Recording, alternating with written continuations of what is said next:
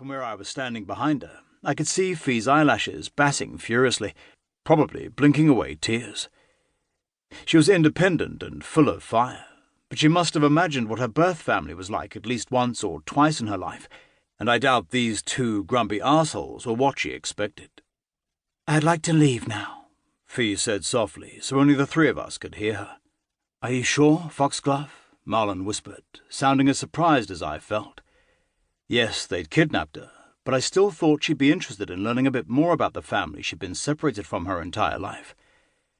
"Yes." Fee's tone brooked no room for argument.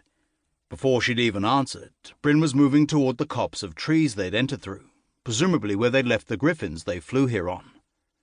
Fee moved to follow him, and I quickly tucked her under my arm, covering her back with one of my wings. She gave her dads a pained look over her shoulder before moving toward the trees.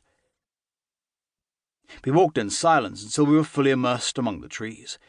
Bryn was already leading the griffins towards a small clearing where they could take off from. "You okay, Foxglove?" Marlin said sympathetically, his fingers intertwining with hers. I admired the easy touch between the two of them. I'd spent my life keeping people at arm's length in case they tried to take my wings. It was difficult for me to be physically affectionate with Fee. This whole incident with her dads was the most physical contact we'd ever had. "She's pissed off," Bryn grunted from up ahead of us. "I am," Fee agreed, shooting Bryn a surprised glance from under her lashes. "Did they really think that was the right approach to helping me? Send anonymous threatening messages for months, then kidnap me? What kind of alpha male bullshit is that?" She rolled her eyes. "Don't lump us all together, sweetheart. The three of us all agree it was idiotic," I murmured into her hair, relishing the feel of her safe in my arms. "Come on. We need to get back to the academy before Gwynera sends out a search party," Bryn announced, the griffins ready and waiting for us to climb up. "I'm going to fly back next to you, sweetheart. I need to burn off some of this anger, or my wings won't retract." "Okay." Fee gave me a sad smile and reached tentatively up to cup my cheek. "Thank you for coming for me," she added in a whisper, meant just for my ears. "Don't thank me for that, sweetheart. I'll always follow you." I turned my head so I could kiss the palm of her hand, then stepped back so she could climb on the griffin. "Foxglove?" Marlin called with uncertainty, looking a little embarrassed. "What is it?" She immediately moved to comfort him, but he gave her a reassuring smile. "Would you be okay flying with Bryn? You know I'm not used to flying two-person, and I'm barely able to focus on keeping myself safe in the air right now. Bryn is one of the most experienced flyers in the academy." He was clearly apologetic at asking her to fly with Bryn, but there was a hopeful glint in his eye that I'm sure was reflected in mine. Fee and Bryn were perhaps the best suited out of all of us. Unfortunately, it meant they were as stubborn as each other. When they got past their issues and finally came together, it would be explosive. "Oh," Fee said awkwardly, glancing at Bryn's stoic face.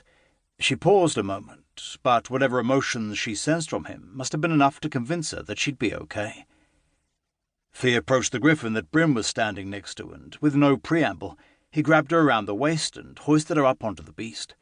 The physical contact from Bryn seemed to have alarmed her more than mounting the griffin. Marlin mounted his griffin, and I followed as the two creatures took off into the skies. I had a brief moment of envy at the power of their wings.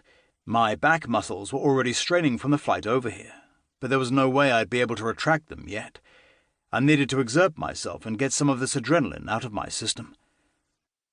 I kept a close eye on Fee as we flew, as close as I could, lagging behind the griffins. My seldom used fey wings were no match for theirs. Bryn's arms were wrapped tightly around her waist, and it didn't escape my notice that Fee was leaning back slightly into his embrace.